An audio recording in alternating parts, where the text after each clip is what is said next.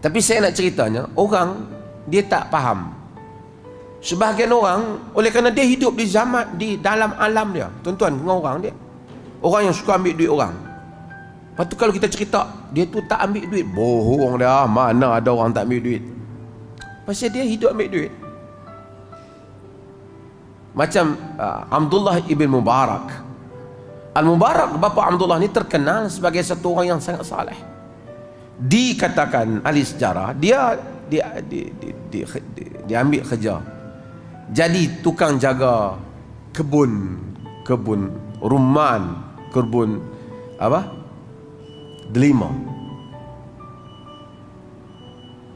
Jadi setahun dia jaga, tokek kebun, tuan kebun datang, dia kata, dah tolong ambil delima-delima yang manis, aku nak makan. Dia ambil delima, bagi makan. Tuan kebun tu makan, masam. Lepas daripada tu, kata ni masam, aku kata ambil yang manis. So dia ambil lagi, dia pergi ambil lagi, bawa masam juga. Dia kata, aku kata ambil yang manis, yang kau ambil masam buat apa?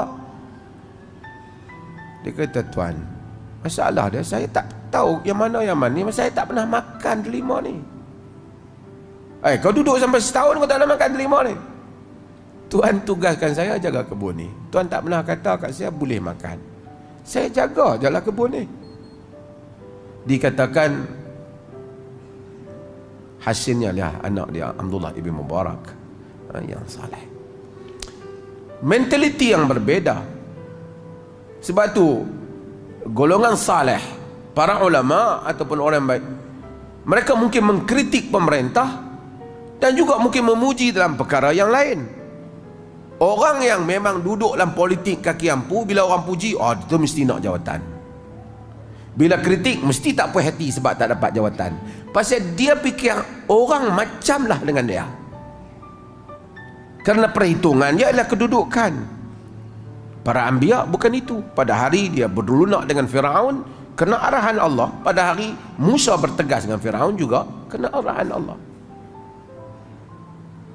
Dan ini adalah hal yang penting untuk kita faham di dalam